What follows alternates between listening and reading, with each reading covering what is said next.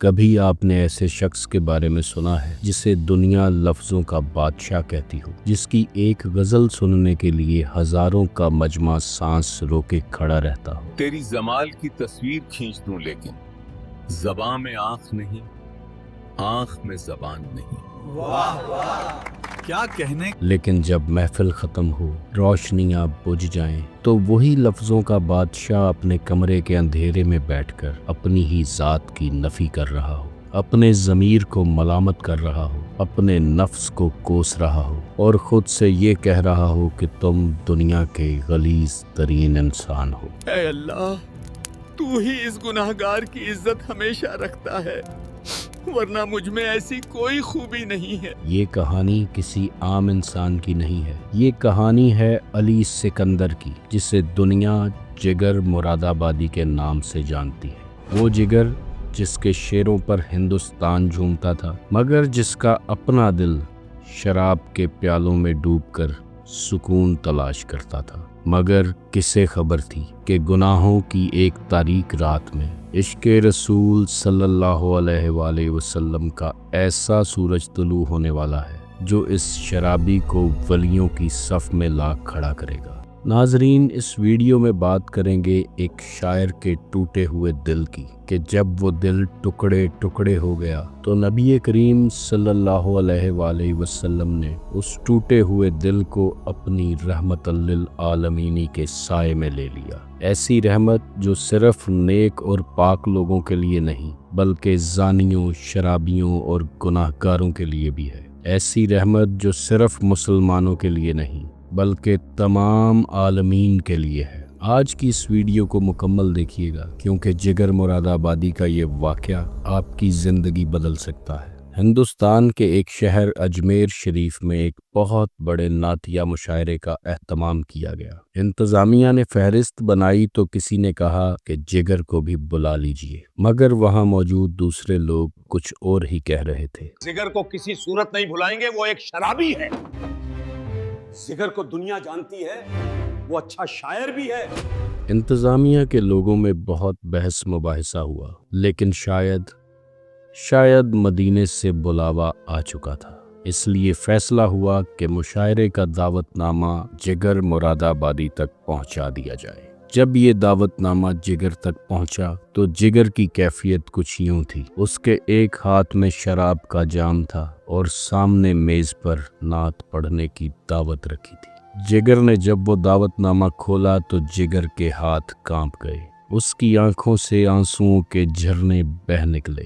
وہ خود سے باتیں کرنے لگا کہ میں نعت پڑھوں گا، میری زبان شراب سے آلودہ، میرا دل گناہوں سے سیاہ، اور میں اس پاک ہستی کا نام لینے جا رہا ہوں جو وجہ وجود کائنات ہے، وجہ تخلیق کائنات ہے اور تمام عالمین پر جس کی رحمت برستی ہے۔ میں گنہگار اور شرابی ہو کر اگر نعت پڑھوں گا تو لوگ مجھ پر تھوکیں گے، آسمان کانپ جائے گا کہ ایک بدکار، سیاہکار، گناہگار سرکار دو عالم صلی اللہ علیہ وآلہ وسلم کی تعریف کرنے چلا ہے۔ کئی گھنٹے گزر گئے اور یہ کشمکش بڑھتی گئی۔ ایک طرف شراب پینے کی مسلسل عادت تھی جس کا راستہ آج عقیدت نے روک لیا تھا، ایک طرف نفس اپنے جال بن رہا تھا اور ایک طرف جگر کو عشق کی شمع جلتی نظر آ رہی تھی۔ آخر کار وہ فیصلہ کن لمحہ آ گیا۔ جگر اپنی جگہ سے اٹھا،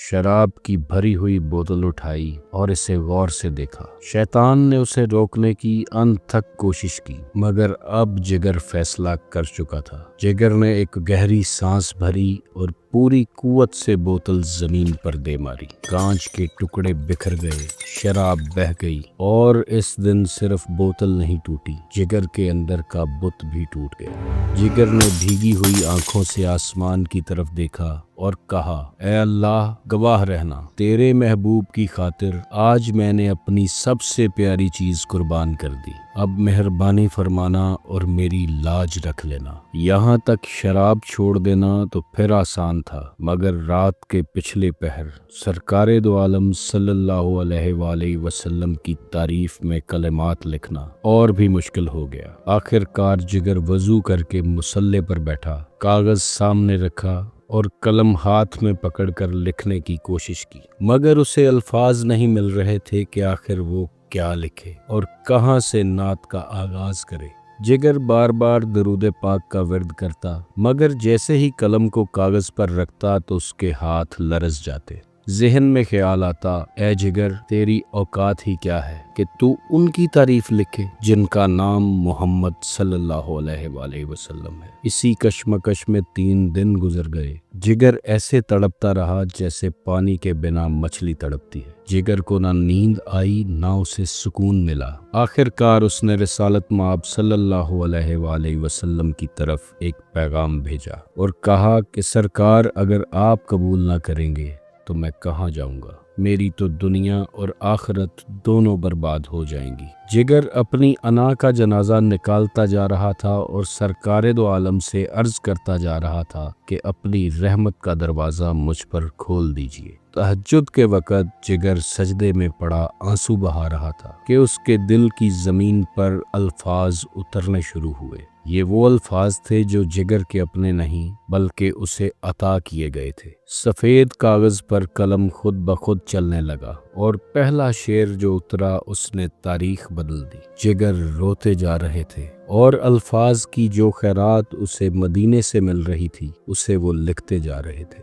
آخر کار اس رات وہ نعت مکمل ہو گئی اور پھر مشاعرے کا دن آ گیا۔ اجمیر شریف میں لاکھوں کا مجمع تھا۔ خبر پھیل چکی تھی کہ جگر نعت پڑھیں گے۔ لوگ غصے میں بھرے ہوئے تھے۔ کوئی کہہ رہا تھا ہم اسے اسٹیج پر چڑھنے نہیں دیں گے، کوئی چلا رہا تھا نکالو اس شرابی کو۔ انتظامیہ گھبرا گئے اور جگر کو پچھلے راستے سے مجمع میں لایا گیا۔ جیسے ہی نقیب محفل نے نام پکارا، رئیس المتغزلین جناب جگر مراد آبادی اسٹیج پر تشریف لائیں، تو پورا پنڈال شور سے گونج اٹھا۔ نہیں سنیں گے،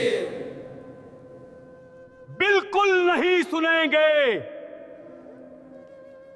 نفرت کی آندھی چل رہی تھی اور ایسا لگ رہا تھا کہ شاید اب لوگ پتھر بھی مارنے لگیں گے، مگر جگر مائک پر آئے۔ چہرہ زرد تھا، ہونٹ خشک تھے، مگر آنکھوں میں ایک عجیب چمک تھی۔ انہوں نے مجمع کی طرف دیکھا اور محسوس کیا کہ لوگ خاموش ہونے کا نام نہیں لے رہے تھے۔ پھر جگر نے مائک تھاما اور ایک ایسا جملہ بولا جس نے ہزاروں کے مجمع پر سانپ سونگھا دیا۔ حضرات، مجھے پتا ہے آپ مجھ سے نفرت کرتے ہیں کیونکہ میں گنہگار ہوں، لیکن ایک بات مجھے بتا دیجئے، آپ کو میں پسند نہیں یا نعت رسول مقبول پسند نہیں؟ یہ مت دیکھیں کہ کون کہہ رہا ہے، بلکہ یہ دیکھیں کہ کس کے بارے میں کہہ رہا ہے۔ اس کے بعد جگر نے نعت کا پہلا شعر پڑھا۔ ایک رند ہے اور مدحت سلطان مدینہ، ہاں کوئی نظر رحمت سلطان مدینہ۔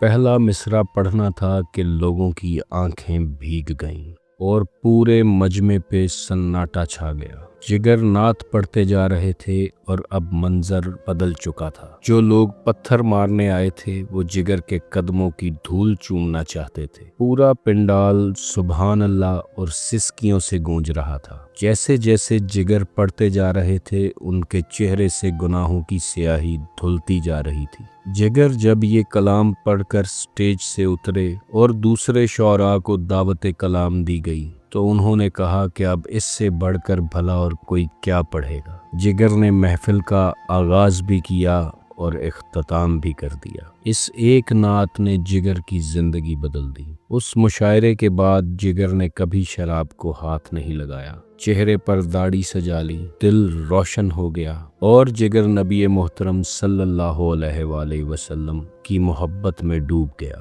اور اس ایک نعت کے سبب جگر کا نام اولیاء اللہ کی فہرست میں شامل ہو گیا۔ تو ناظرین، کبھی کسی گناہگار کو حقیر مت سمجھیے گا۔ نہ جانے کب کس کی کون سی ادا رسالت مآب صلی اللہ علیہ وآلہ وسلم کو پسند آ جائے اور وہ اسے اپنے قدموں میں جگہ دے دے، اور جب ان کی نسبت کسی شخص سے جڑ جاتی ہے تو وہ شخص کوئلے سے ہیرا بن جاتا ہے۔ اللہ تعالیٰ سے دعا ہے کہ وہ آپ کو اور مجھے رسالت مآب صلی اللہ علیہ وآلہ وسلم اور ان کی اہل بیت کا وفادار رکھے۔ آپ خوش رہیں، آباد رہیں اور رحمت للعالمین کے سائے میں رہیں۔ اللہ حافظ۔